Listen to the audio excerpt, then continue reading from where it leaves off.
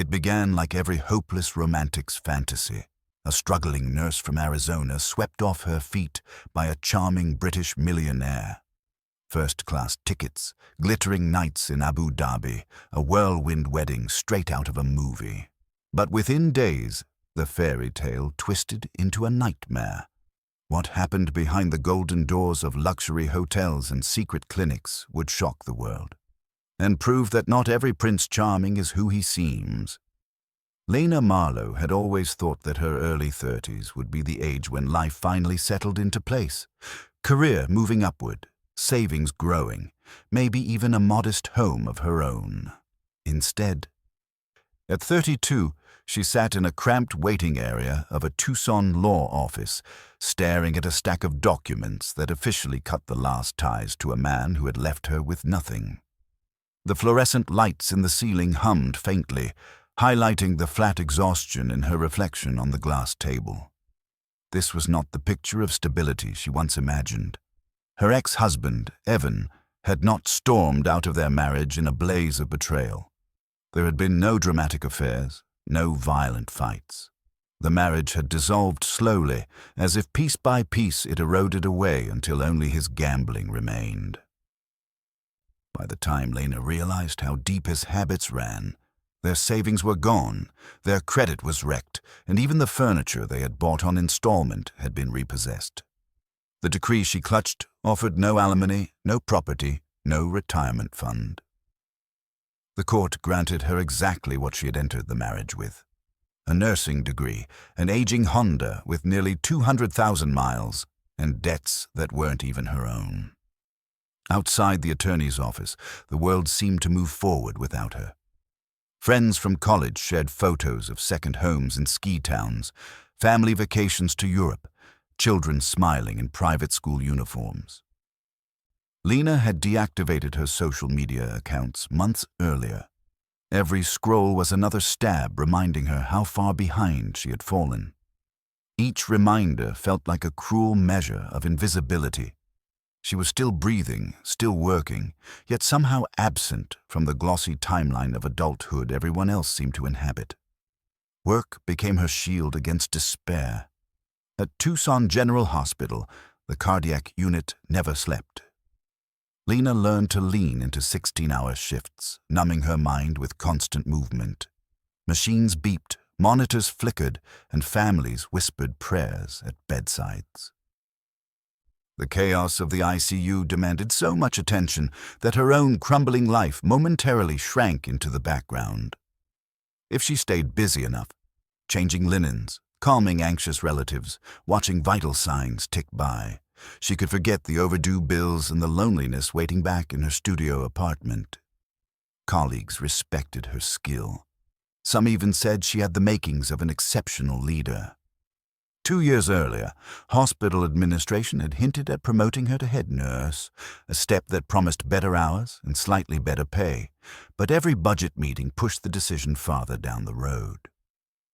Each time another nurse with seniority or connections leapfrogged her, Lena swallowed her disappointment and signed up for another double shift. Excellence was rewarded, it seemed, not with advancement, but with more responsibility and less rest. Her apartment reflected the stagnation. A converted studio in a worn-down complex on the edge of town, it carried the faint smell of neighbors cooking through thin walls. The rent consumed most of her paycheck, leaving just enough for groceries, car insurance, and the occasional takeout meal when exhaustion won. She kept the blinds half closed, more to hide from herself than from anyone outside. Nights off often dissolved into staring at the ceiling fan, wondering how life had narrowed into such a tight corridor. Lena told herself she was surviving, that survival was enough. But deep down, she knew it wasn't. Survival meant she was treading water, watching years slip past with nothing built, nothing saved, no dream pursued. At times she feared she might wake up at 50, still renting a tiny apartment, still hustling for overtime, still invisible. It was during one of these endless stretches of work, a marathon shift in late September, that something unusual occurred. An elderly patient named Agnes Fairchild was admitted following a mild heart attack. Unlike many of the older patients Lena cared for, Agnes was wide-eyed, curious, and eager to talk. She filled the hours with stories that painted her life in vibrant colors. Tales of living in Britain during her youth, traveling through Asia with her late husband, attending grand charity galas. Lena listened politely, thinking it was simply the rambling of a woman with too many memories and not enough company. But the more Agnes spoke, the more Lena sensed a sharpness beneath the anecdotes. This wasn't mere nostalgia. It was a window into a world Lena had never touched, a world of marble foyers, private clubs, and international business deals that spanned continents.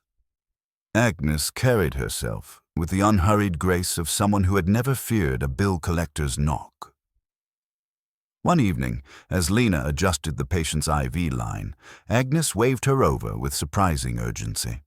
She unlocked her phone and scrolled through photographs until she found one she wanted. "This is my nephew, Christopher," she said with a mischievous smile. The image displayed a man in his late 30s, sandy blonde hair catching the sun, blue eyes steady and confident. He wore a suit that fit as though stitched around his frame. Agnes spoke warmly, describing Christopher as the last of her family and the heir to her husband's consulting business in Manchester. She explained that he had turned a respectable firm into an international network, opening offices in New York and the Middle East. She teased that Christopher was perpetually frustrated with the type of women he met, those dazzled by wealth but uninterested in character. Lena chuckled, assuming the old woman was indulging in a matchmaker fantasy. But when Agnes reached into her purse and pressed a heavy card into her hand, Lena hesitated. The card was thick, embossed with gold lettering, Christopher Hale, Managing Partner, Hale International Finance. A number followed, marked with a United Kingdom code, and beneath it, a sleek Manchester office address. "Keep it," Agnes insisted with a wink. "If you ever feel adventurous, send him a message. You might be exactly the sort of person he needs." Lena slipped the card into her wallet, more amused than intrigued. She assumed she would forget about it as soon as her next shift began. Yet as she left the hospital that night, weary under the harsh parking lot lights, she found her fingers brushing against the card's edge inside her purse. For reasons she couldn't explain, she didn't throw it away. The next few weeks passed in their familiar blur. Lena drifted between long shifts at Tucson General and the narrow cocoon of her apartment, where bills and unanswered questions waited like restless shadows. Most days, she barely had the energy to cook, let alone imagine a future different from the one she was trudging through. Yet, almost unconsciously, her mind would return to the eccentric woman she'd cared for in late September, Agnes Fairchild. Agnes had been unlike any patient Lena had known. Where most elderly cardiac admissions faded into quiet compliance, Agnes demanded attention not through complaints, but through her relentless curiosity. She asked about Lena's family, her work, her dreams. And when Lena deflected with vague answers, Agnes filled the silence with anecdotes that sparkled with detail. There were the winters spent at a chalet in the Alps, evenings at London charity banquets, where names Lena only recognized from magazines mingled over champagne, and tales of summers in Dubai before it became a skyline of steel and glass. Agnes spoke with an almost theatrical flair, her voice weaving landscapes Lena could see though she'd never traveled farther than California. At first, Lena chalked it up to the rambling of someone who had outlived her audience. But the more she listened, the more she realized Agnes's stories weren't exaggerations. They carried the subtle fingerprints of lived experience, the names of obscure hotels, the way she described the smell of cardamom wafting through souks, or how her late husband had once lost a fortune investing in a shipping company that collapsed overnight. One evening, during a lull between vitals, Agnes scrolled through her phone again and stopped on the now familiar photograph. Christopher Hale. "This is the only family I have left," she said, her tone softening. "Christopher is brilliant, but terribly unlucky with women. They see the cars, the offices, the homes in Manchester and Dubai, but not him. Not who he is beneath all that." Lena glanced at the image again. Christopher's smile was polished, confident, the kind people carried when the world had never truly pressed against them. He looked the way magazine covers tried to depict success: tailored suit, eyes that hinted at certainty, a posture that suggested doors always opened.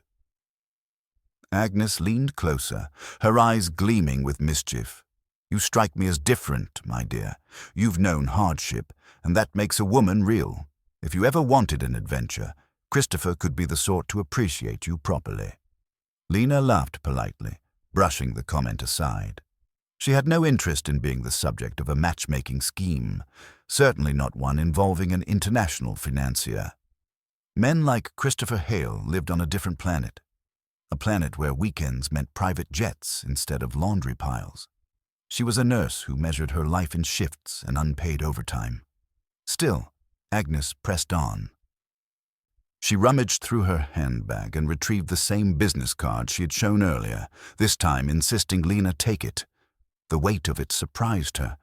Thick cardstock, gold-embossed lettering, and the unmistakable feel of money behind its design.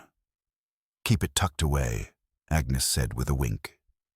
"Even if you never call, at least you'll know the option exists.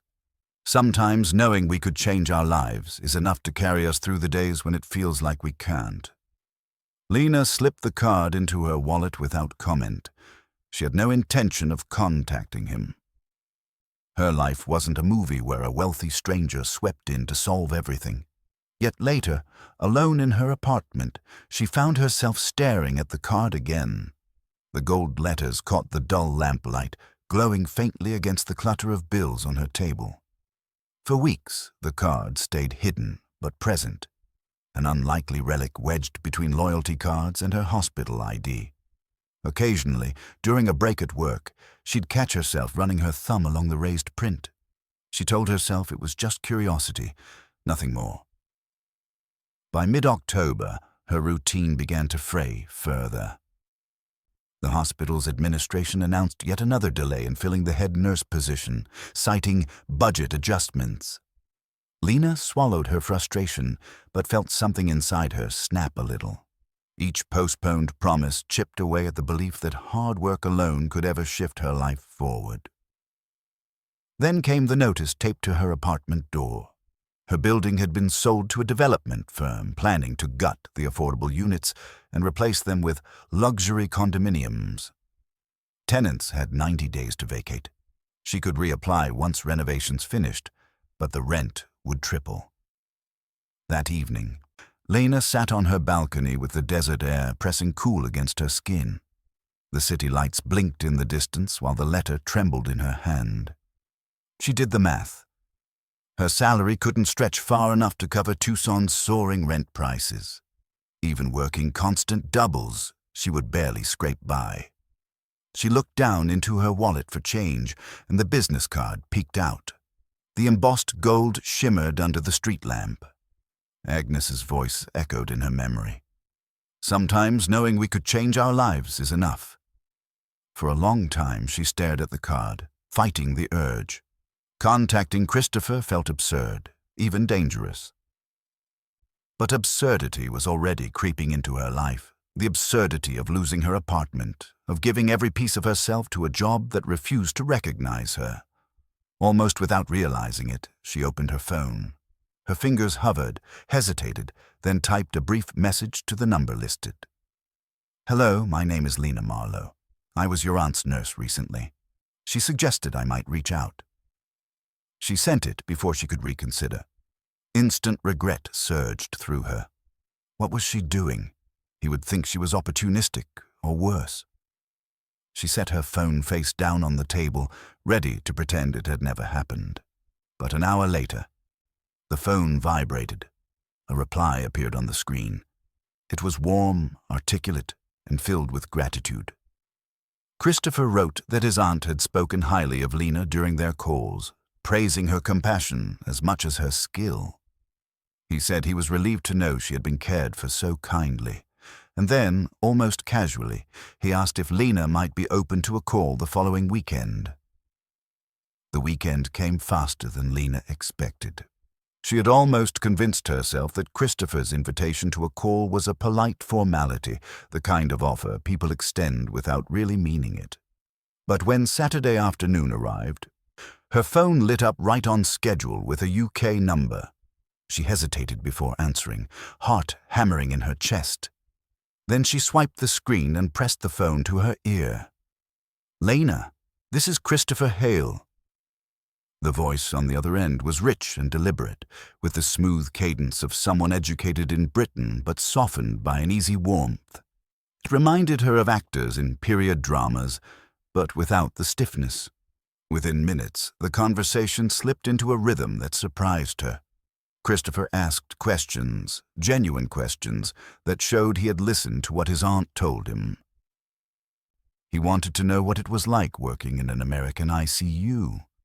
He asked about training, about how nurses in the States were coping with shortages, about what she found most rewarding and most draining in her career. Lena wasn't used to anyone taking her work seriously. With Evan, discussions about her job usually ended with him complaining that she brought stress home. Christopher, by contrast, listened as if each detail mattered. Hours slipped by unnoticed. They talked about literature. He loved contemporary history, while she admitted she hadn't had time to read anything beyond medical journals. They compared favorite foods. He confessed he had a weakness for Lebanese pastries, while she admitted to surviving mostly on coffee and vending machine snacks. He even asked her opinion on American politics, joking that he was still trying to understand the Electoral College. When they finally ended the call, Lena felt lighter than she had in months. Someone had not only heard her voice, but seemed to see her as more than a collection of debts and mistakes. From that day forward, their communication became routine. Every morning, just as Lena was preparing for her midday lunch break, her phone would buzz with a message. Christopher timed them to arrive during her shift's lull. He shared small details about his day, a board meeting in Manchester, traffic near the financial district, a new art exhibit he wanted to see. In turn, Lena described her world, the endless beeping of monitors, the tension of coding patients, the small victories of helping families through difficult nights. To her surprise, he seemed captivated. He described her as someone doing the real work of humanity, contrasting it with his own role, which he framed as shuffling numbers on spreadsheets. His self-deprecation made him approachable, even though his lifestyle was obviously beyond her imagination. Gradually, he began revealing pieces of his life that added to the allure. He told her about his loft in a converted warehouse in Manchester's Spinningfields district, filled with rare books and contemporary art. He described his frequent trips to the Middle East, where his firm had established offices. Abu Dhabi fascinated him, he said, because it blended deep-rooted tradition with modern ambition. He painted images of souks filled with spices, standing in the shadow of glass towers. To Lena, it sounded like something from another dimension.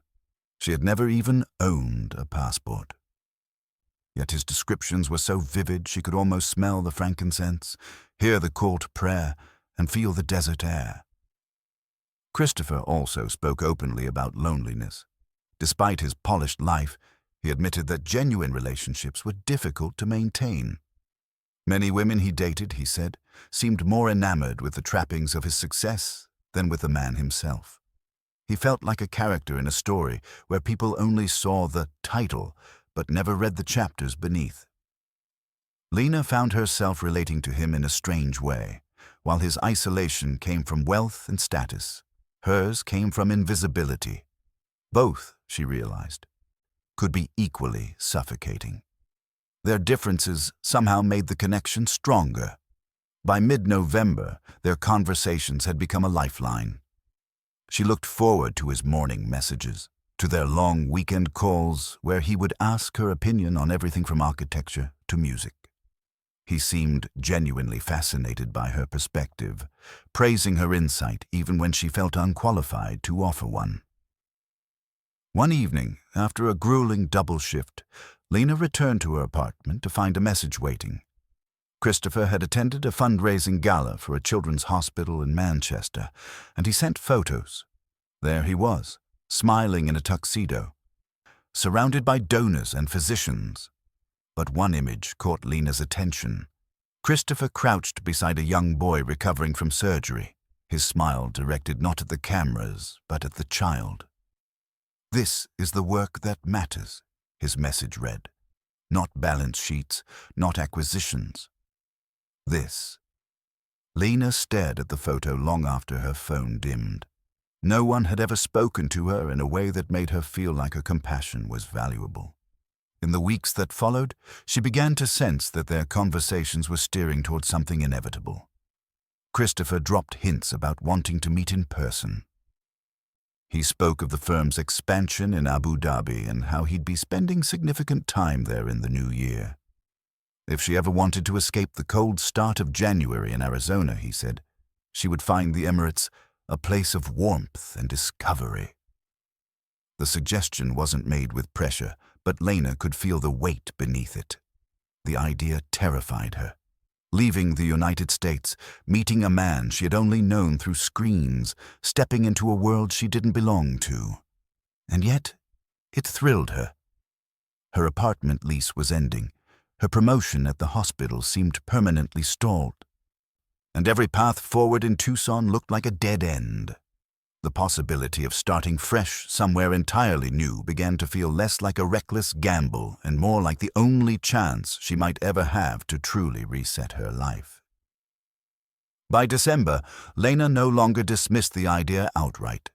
She began to imagine what it would be like to walk through the shimmering skyline Christopher described, to stand beside him rather than only hearing his voice through a phone.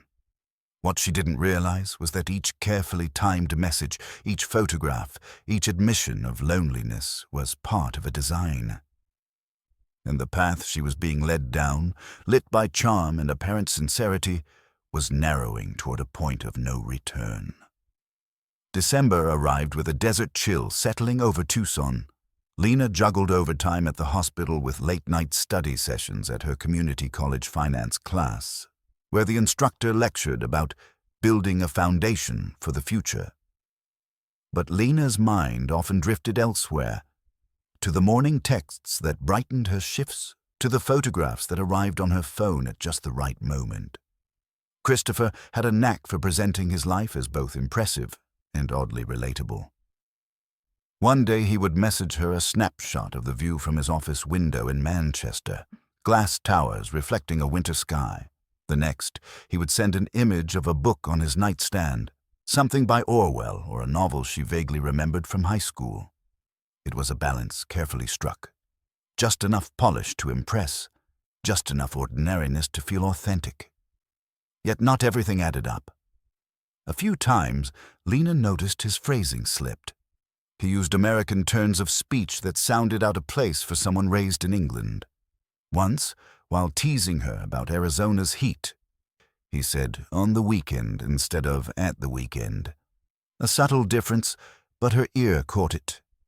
When she mentioned it, he laughed it off, saying he'd picked up habits from colleagues abroad. There were other tiny inconsistencies. The phone number he used, when Lena once tried to search it online, resolved to a generic VoIP provider. His business card, which she still kept in her wallet, listed a Manchester address with a postcode she later learned had been outdated for years.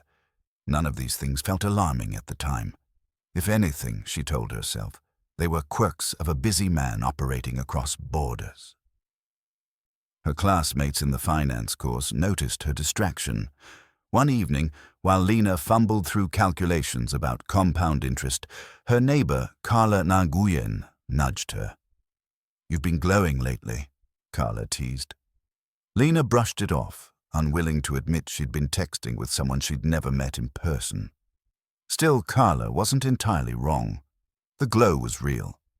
Lena found herself walking into shifts with a hint of anticipation, knowing a message would arrive before her first break. Her days felt less monotonous, her nights less suffocating.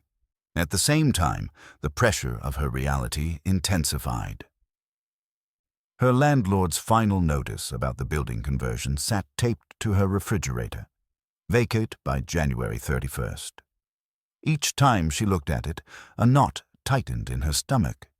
The new rent estimates she found online were staggering. Even working doubles, she could barely scrape together what landlords were demanding. When she shared her stress with Christopher, his responses were disarmingly calm. "Sometimes life pushes us out of the nest because it knows we're meant to fly," he wrote. "Another time, a change of scenery might be exactly what you need, Lena." The idea of leaving Tucson once seemed impossible. But Christopher had already planted a vision of something different. He spoke casually of Abu Dhabi, where his firm had been expanding. He described the Corniche with its sweeping waterfront, the gleaming Etihad towers, the souks where gold and spices mingled under vaulted ceilings. He painted it as a city where old and new coexisted, where opportunity was endless. The more he spoke, the more Lena wondered. Why not? Her nursing degree was portable, and the Middle East was always short of skilled healthcare workers. Christopher even claimed to know hospital administrators in the Emirates who admired American-trained nurses. In late December, he stopped hinting and spoke plainly. He would be in Abu Dhabi for an extended stay in January, overseeing a healthcare investment project. If Lena wanted a fresh start, she could join him for a short visit. No pressure, he insisted. Just a chance to meet in person, to escape Arizona's winter, and to see if their connection was real beyond the screen. Lena's first instinct was fear. She had never left the United States, never owned anything resembling designer clothing, never even stayed in a five-star hotel. The thought of boarding a plane alone and flying halfway around the world to meet a man she had never seen in person felt reckless. But then she remembered the eviction notice. She remembered the way her supervisor kept postponing her promotion. She remembered the evening staring at the ceiling fan, wondering if her life would always feel like treading water. A seed of daring began to sprout. Maybe recklessness was exactly what she needed.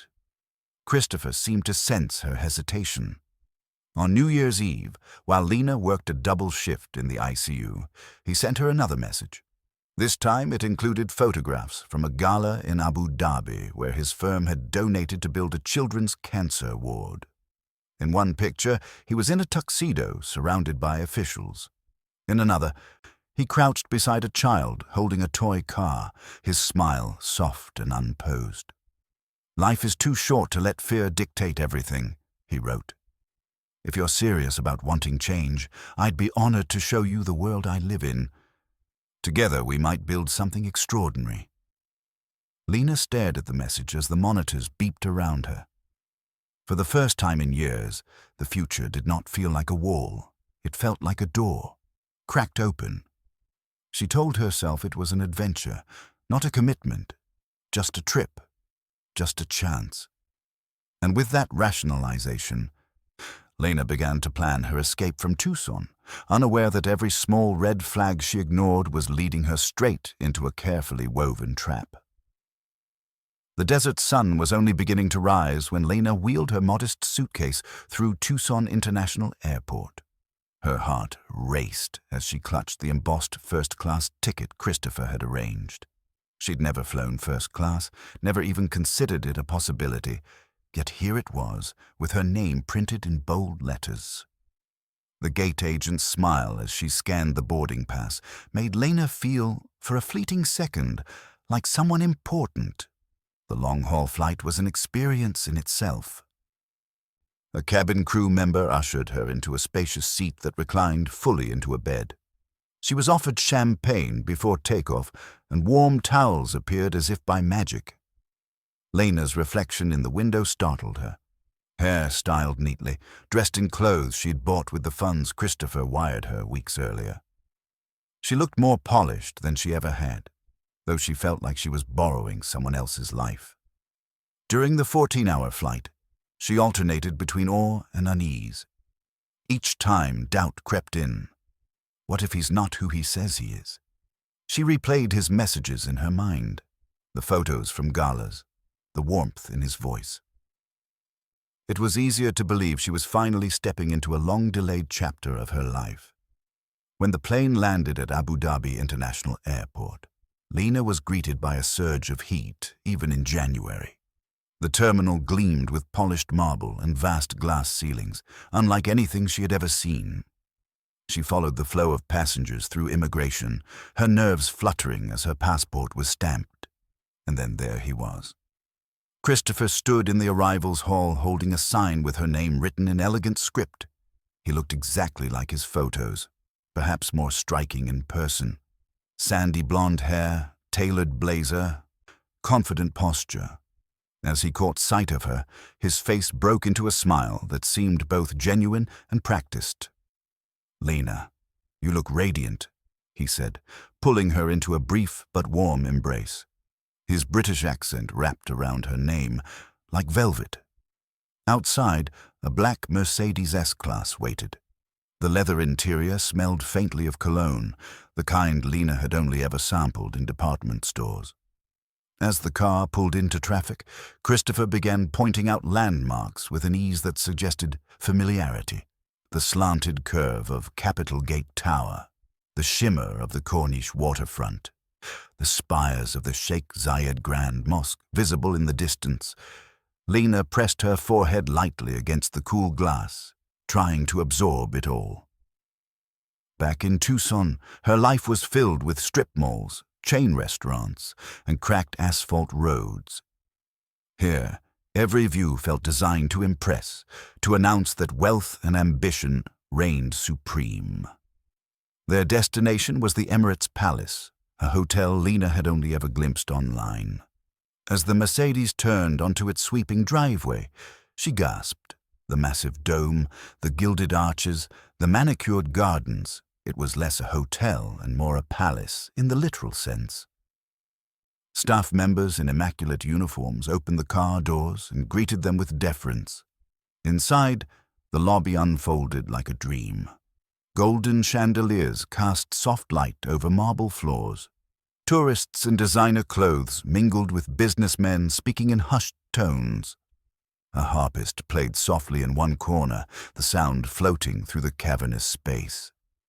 Christopher handled check-in with practiced efficiency, speaking in fluent Arabic to the concierge. Lena caught only fragments, but the way staff responded made it clear he was not just a guest. He was someone familiar, respected. Her suite was on one of the upper floors, a corner room with panoramic views of the Persian Gulf. The space was larger than her entire apartment back home. Silk curtains framed the windows, fresh flowers adorned the tables, and a welcome card sat beside a chilled bottle of sparkling water. Lena stepped onto the balcony and stared at the turquoise water below, unable to reconcile the image with the woman who, only a week ago, had worried about eviction notices and overdue bills. "I thought you might want some time to rest before dinner," Christopher said, setting her suitcase near the bed. "Jet lag can be brutal, and I want you to enjoy tonight." Tonight, the word carried a charge. When he left, Lena wandered the suite in a daze. She ran her fingers over the polished wood of the furniture, pressed her cheek against the impossibly soft Egyptian cotton sheets, and sank into a bathtub large enough to swim in. She ordered room service just for the thrill of it, a tray of fruit and coffee delivered with starched linens and a bow. By evening, she changed into the dress she'd purchased at Nordstrom weeks earlier, a navy silk piece that felt elegant but understated. She barely recognized the woman staring back from the mirror. Poised, hopeful, almost belonging. Dinner was at a restaurant perched high in one of the Etihad towers, overlooking the glittering city lights. Christopher ordered confidently. Seafood she couldn't pronounce, wine she couldn't afford, even by the glass. He explained the dishes with easy knowledge, pausing to ask her impressions as though her opinion carried weight. At one point, Lena admitted, half laughing, "This all feels overwhelming. I keep expecting someone to tell me there's been a mistake, that I don't belong here. Christopher reached across the table, his fingers brushing hers, his gaze locked onto hers, steady and deliberate. Lena, you belong anywhere you choose to be. The mistake would be believing you deserve anything less. The words struck deeper than she expected. For years, she had internalized the idea that invisibility was her default, that survival was the best she could hope for. Yet here was a man who made her feel, at least in this moment, that she was extraordinary. As they left the restaurant, the night air was warm, carrying the faint scent of the sea. From their vantage point, Abu Dhabi glittered like a promise. For the first time in years, Lena allowed herself to imagine that her life might finally be moving toward something brighter. What she couldn't see was how perfectly every detail had been staged to guide her into the role he needed her to play. The next morning dawned soft and golden over the Persian Gulf, light spilling through the gauzy curtains of Lena's suite at the Emirates Palace. She lingered for a moment in bed, listening to the muffled sounds of the city waking below. It felt like the start of a dream she hadn't yet convinced herself was real. At precisely 10, Christopher was waiting in the lobby, immaculate in light linen. Together they strolled through the Abu Dhabi Global Market District, where skyscrapers gleamed like mirrors under the desert sun. He pointed out the hubs of commerce, explaining with ease how the city had positioned itself as a global crossroads. Abu Dhabi is where ambition and tradition coexist, he said, guiding her through narrow alleys that opened suddenly into spice markets. Vendors called out in Arabic, their stalls piled high with saffron, frankincense, and dried limes. Lena inhaled deeply, overwhelmed by the riot of scents. For a moment, she forgot everything except the rush of discovery. They moved on to the gold souk, where jewelry displays glittered like fire under the lights. Christopher lingered over a necklace, speaking with a vendor in flawless Arabic. He seemed perfectly at home here, navigating both worlds, the modern skyscrapers and the ancient markets, with equal confidence.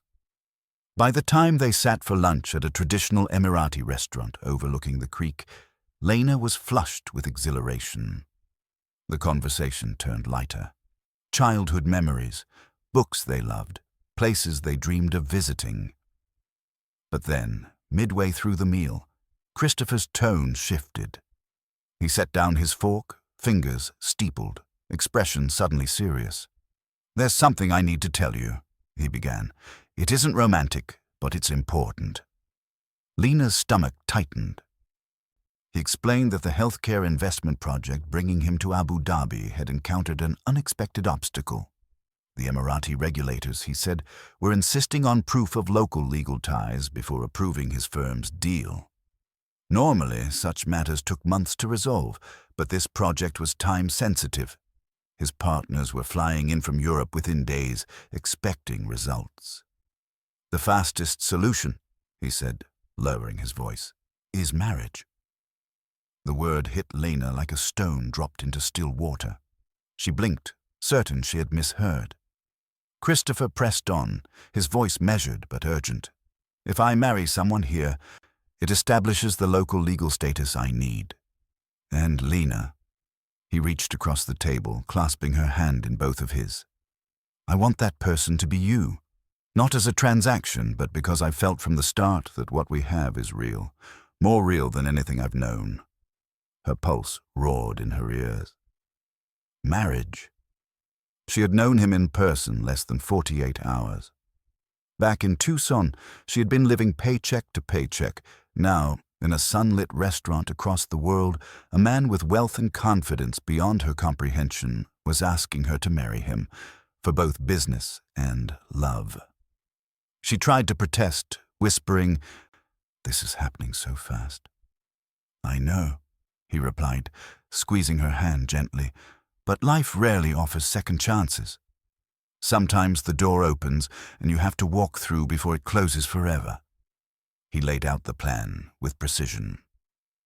That afternoon, they could visit the Abu Dhabi Cultural Center, where a respected cleric, Sheikh Farid al-Mansour, could officiate. It would be simple, private, witnessed by two trusted associates, Omar Haddad and Faisal al-Nuaimi. A formal ceremony could follow later in England or the United States if she preferred. Lena felt her world tilting. Logic screamed for caution, but logic had not rescued her from eviction notices or double shifts. Logic had not made her feel seen. What Christopher offered was intoxicating. Stability, belonging, and the validation that she mattered. By mid-afternoon, she found herself walking beneath the arched entrance of the cultural center. The building blended traditional elegance with modern refinement. Intricate stonework carved into pale walls, calligraphy etched into the tiles, sunlight streaming through latticed windows. Sheikh Farid greeted them warmly, his English precise and formal. He explained the terms of the contract, emphasizing Lena's financial protections, inheritance rights, compensation provisions, safeguards against abandonment. The generosity of the terms startled her. "You are well protected here," the sheikh said, handing her the pen. Her hand trembled as she signed, her name scrawled across a paper that bound her to a man she had only just met. Christopher's signature followed, bold and practiced. Omar and Faisal added theirs in neat strokes. The ceremony itself was brief. Arabic prayers flowed over her, half understood but rhythmic, grounding. When Christopher slipped a gold band onto her finger, Lena's vision blurred. She was no longer the invisible nurse from Tucson. She was a wife, bound to a man who made her believe she could belong in a world far grander than her own. That evening, as the sun dipped behind the skyline and the city's lights began to shimmer, Christopher leaned close and whispered, "This is only the beginning. Our life starts now." Lena wanted to believe him. She needed to believe him. What she couldn't see, what she had no way of knowing, was that the promises spoken over lunch, the documents signed under the sheikh's watch, and the ring now glinting on her finger were less a beginning than a carefully orchestrated snare. That evening, Christopher swept Lena away to mark the occasion. He had arranged a private dining room on one of the upper floors of the Burj Mohammed bin Rashid Tower, where the city stretched out in glittering lights beneath them. The table was set with crystal and silver, a quiet string quartet playing in the background. It felt more like a scene from a movie than the life of a woman who, just weeks earlier, had been cramming overtime hours in Tucson to pay rent. The meal unfolded in courses Lena had never tasted before. Delicately prepared seafood, lamb seasoned with spices she couldn't name, desserts plated like works of art. Christopher guided her through each one with practiced ease, offering tidbits about their origins, pausing to ask her opinion. His charm was effortless, the kind that filled the silence before it could grow uncomfortable. At the end of dinner, as the waiters cleared the final plates, Christopher reached into his jacket pocket and produced a small velvet box. He placed it on the table with a deliberate pause, his eyes never leaving hers. "For my wife," he said softly. Lena opened the box, and her breath caught. Inside lay a bracelet crafted from white gold, set with sapphires that gleamed like captured fragments of the night sky. The stones shimmered in the candlelight, throwing flashes of deep blue across the tablecloth. "It's too much," she whispered, though she couldn't keep her eyes from it. "Nonsense," Christopher replied, fastening it around her wrist himself. "A man should show his bride she's treasured. Let this remind you of tonight, of us, no matter where we are." The weight of the bracelet was solid, almost heavy. She turned her wrist, watching the sapphires catch the light. For a moment, she let herself bask in the fantasy that she was finally valued, finally visible, finally more than just a woman scraping by. To toast their new marriage, Christopher ordered a bottle of rare champagne. The sommelier presented it with ceremony, describing its origins from a small vineyard in France. When the glasses were poured, Lena noticed the taste was slightly different, bitter on the edges. Not unpleasant, but unusual.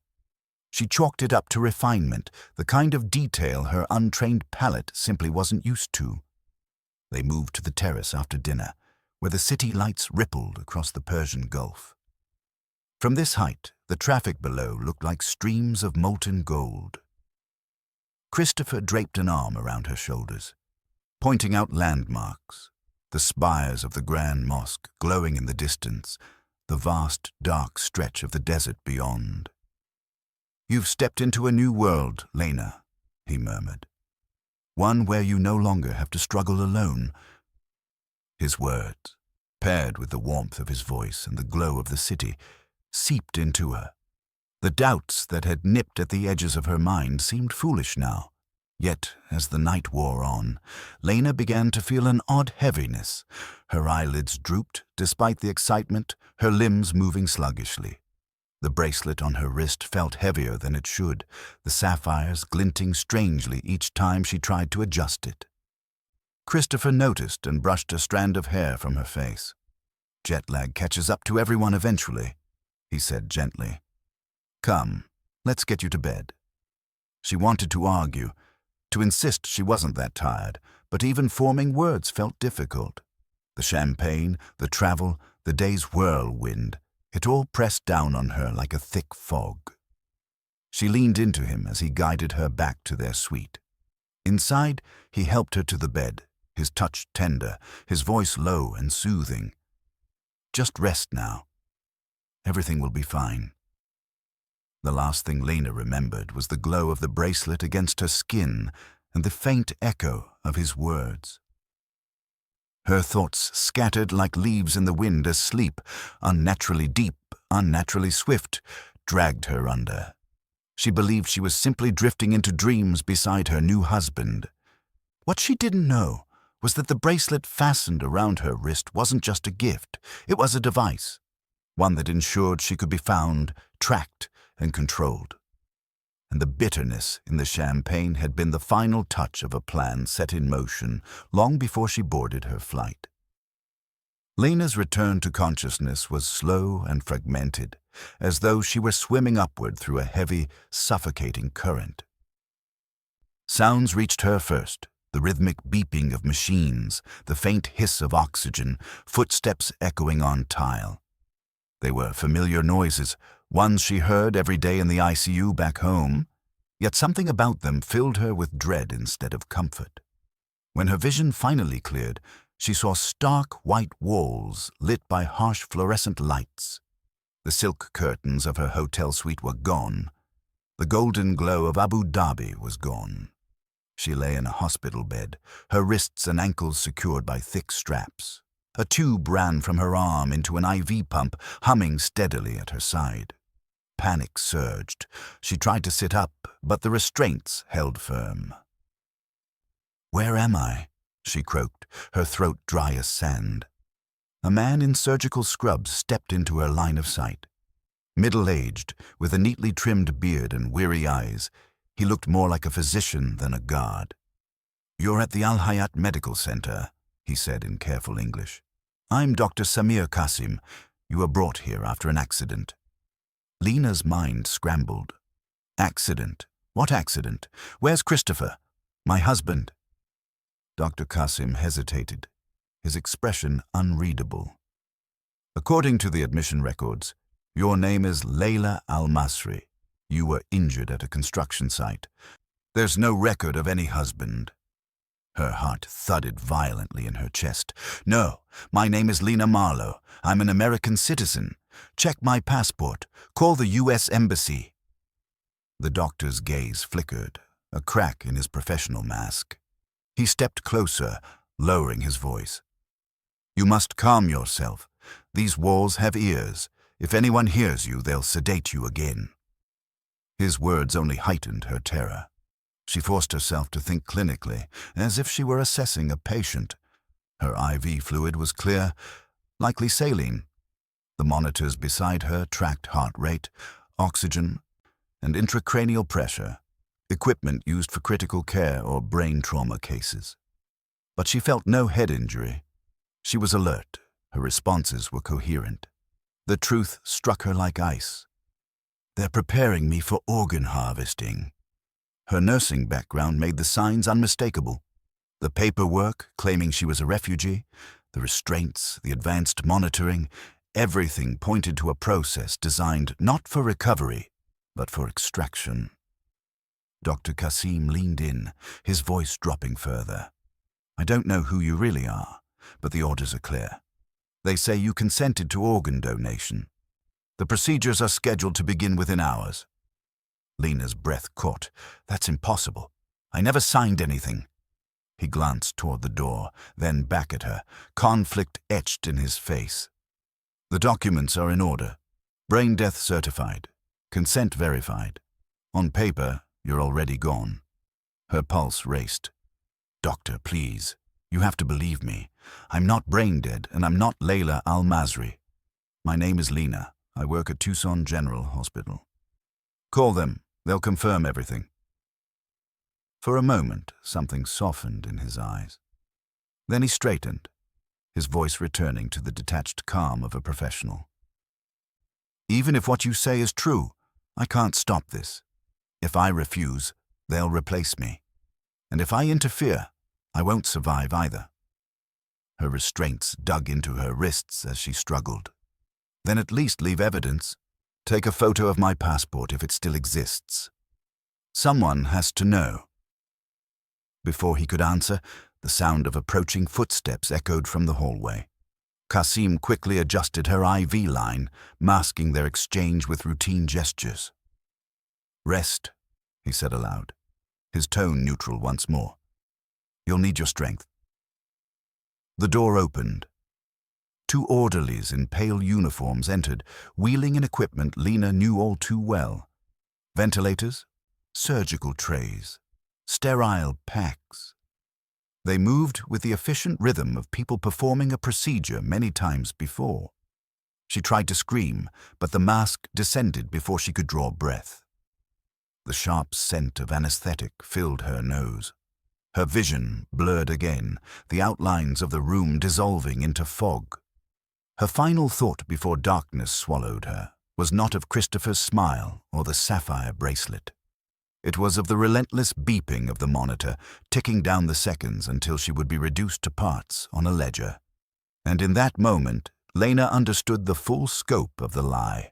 Christopher Hale had never existed. Her husband was a phantom, and she was nothing more than a line item in a network that thrived on erasing lives. When Lena surfaced again, it wasn't into consciousness, but into fragments of sensation. Her body felt heavy, her mind dulled.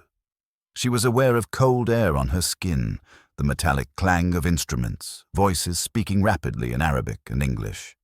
It took her a few moments to realize she was no longer in the private room, but in a surgical theater. Above her, lights blazed so brightly they erased all shadow. Masked figures moved with mechanical precision, each team focused on its station. Monitors displayed her vital signs, lines tracing the rhythm of a body about to be dismantled. Proceed with prepping, a surgeon instructed. The words were crisp, routine, like ordering a meal in a restaurant. Dr. Samir Qasim stood at the periphery, clipboard in hand. He looked less like a healer now and more like a man cornered by his own complicity. He glanced at Lena's face, just enough to see her eyes flutter against the haze of anesthesia. Their gazes locked for a fleeting instant, and in that look she saw both guilt and helplessness. The process unfolded like an assembly line. One team prepared for cardiac extraction, another for hepatic. Specialists readied instruments for renal removal, while yet another team set aside kits for ocular transfer. Every movement was timed, synchronized, efficient. There was no discussion of her name, her life, or her story. Only organs and schedules. Lena wanted to scream, to fight, but the drugs kept her body uncooperative. Her training as a nurse made it worse. She knew exactly what each sound, each instruction, each instrument meant. It was as though she were watching her own end from the wrong side of the operating table. Meanwhile, Qasim performed his quiet act of rebellion. During a lull, he slipped a hand into the pocket of his white coat where her American passport had been hidden.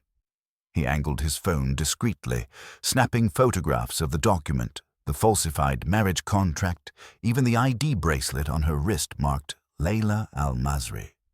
He uploaded them to a secure link he had memorized months ago, one belonging to Veritas Medica, a small NGO that investigated illegal transplants. The upload was his only weapon. He knew he couldn't stop what was about to happen, but maybe, just maybe, he could leave behind enough breadcrumbs for someone else to uncover the truth. Hours blurred into a choreography of precision.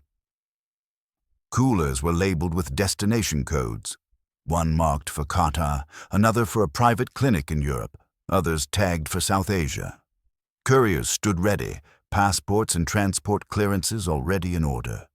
Within minutes of removal, her organs would be whisked onto private jets, ensuring they reached wealthy recipients before viability expired. By dawn, the procedure was complete. Lena's heart, liver, kidneys, and corneas were gone, transferred into sterile containers worth millions on the black market disguised as legitimate medical practice. The team worked with the dispassion of artisans finishing a commission. What remained of her was not allowed dignity. Her body, stripped of the parts that once carried her through life, was cremated within 12 hours at a discreet facility near the harbor. The ashes were scattered into the Persian Gulf from the deck of a private vessel. No record, no grave, no trace. Back in Tucson, her disappearance was covered with chilling efficiency. Tucson General received a brief email stating that she had accepted an overseas nursing position and would not be returning. Her apartment was emptied by a cleaning crew who claimed to be hired by family. The few belongings she had, her textbooks, second-hand furniture, photographs, were donated or discarded. Bank accounts were drained through shell companies in offshore havens, the money vanishing into networks designed never to be traced. To the world she had left behind, Lena hadn't died. She had simply moved on. Dr. Qasim, haunted by what he had witnessed, tried to carry on as though nothing had happened. Yet the image of her eyes, wide with terror, still conscious when they should have been closed, would not leave him. His photographs, safely encrypted and sent, were the only defiance he dared risk, but he feared they would sink into the same void as so many other cases, lost to bureaucracy and indifference. Far away, the man Lena had known as Christopher Hale boarded a private jet at dawn. By the time the plane left Abu Dhabi airspace, he was no longer Christopher. The documents he carried bore a new name, a new passport, another mask. For him, Lena had never been a person. She had been an investment, a transaction, and now a profit realized. The days that followed carried the silence of erasure. No alerts went out for a missing American nurse. No headlines broke about a suspicious disappearance in Abu Dhabi. Lena's absence was explained away with a trail of carefully constructed lies, each one closing the door on anyone who might have asked questions. Back in Arizona, her colleagues at Tucson General received a curt email from a generic overseas address. Lena Marlowe has accepted a nursing opportunity abroad and will not be returning. A few nurses expressed surprise, but no one had the energy to press. In a hospital drowning in staff shortages, departures were routine, and Lena had always kept her private life close. Her resignation was quickly accepted as fact. Her landlord didn't ask questions when a professional service cleared her apartment. The company worked fast, packing her belongings, scrubbing the unit, leaving no trace of the woman who had once sat on the balcony worrying about eviction. The few personal items of value, a necklace from her mother, a stack of nursing textbooks, her worn-out scrubs, were either sold off or thrown away. Her bank accounts were emptied within days. Transfers bounced through a chain of shell corporations in the Cayman Islands. vanishing before investigators could even begin to trace them. The modest savings she had managed to build in spite of Evan's gambling debts were gone, swallowed by the same machinery that had consumed her body. In Abu Dhabi, no record of her arrival remained. Immigration logs had been wiped clean. Hotel records from the Emirates Palace showed only a brief stay under the name Layla al-Masri, a Syrian refugee. The marriage certificate, once her proof of belonging, was destroyed along with her passport. Officially, she had never entered the country. The man she had known as Christopher Hale disappeared as seamlessly as she had. Within 24 hours of her procedure, he boarded a private jet bound for Europe. By the time the aircraft touched down, he was no longer Christopher. His new documents bore the name Nabil Karimi, another carefully cultivated identity in a long line of aliases. To those who followed his trail later, he was a ghost, slipping from Manchester to Dubai to Singapore, never leaving fingerprints, never staying long enough to be caught. Even Agnes Fairchild, the elderly woman whose stories had set the trap in motion, was silenced. 3 weeks after Lena's disappearance, Agnes died quietly in her sleep. Whether natural causes or something more deliberate, no one could say. The timing was too neat, but the death certificate raised no alarms. The real Christopher Hale, as investigators would later uncover, was not a financier at all, but a quiet academic teaching history at Cambridge. He had no idea that his name and image had been borrowed, twisted into a mask for someone else's scheme. For Lena, there was no funeral, no obituary. Her Instagram account continued posting for months. Generic travel quotes, stock photos of sunsets, and scripted captions like "New adventures ahead." Friends who noticed assumed she was simply living her best life abroad. Eventually, the posts stopped, the account quietly deactivated. Her story surfaced only in fragments, buried in a confidential report by Veritas Medica, the NGO to which Dr. Qasim had sent his evidence. The report listed her as Case 4478. American citizen, female, 32, suspected organ trafficking victim, Abu Dhabi, January 2024. The file included the photographs of her passport, her falsified ID bracelet, and the forged marriage contract.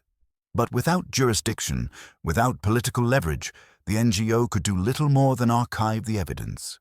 In the world at large, Lena Marlowe became one of thousands, an unnamed figure erased by networks that thrived on silence. Her ashes, scattered into the Persian Gulf under another woman's name, drifted unseen beneath the waves. No grave marked her passing. No headstone bore her name. She had believed she was walking into a fairy tale, guided by charm, generosity, and promises of a brighter future. Instead, she had been ushered into a meticulously engineered nightmare. In the end, Lena's story lived only in whispers, an unclaimed tragedy in the margins of international reports.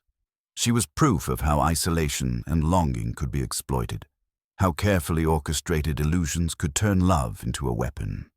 To those who built the machinery that consumed her, Lena was never a person. She was a transaction, and once the transaction was complete, she vanished into the shadows as if she had never existed at all.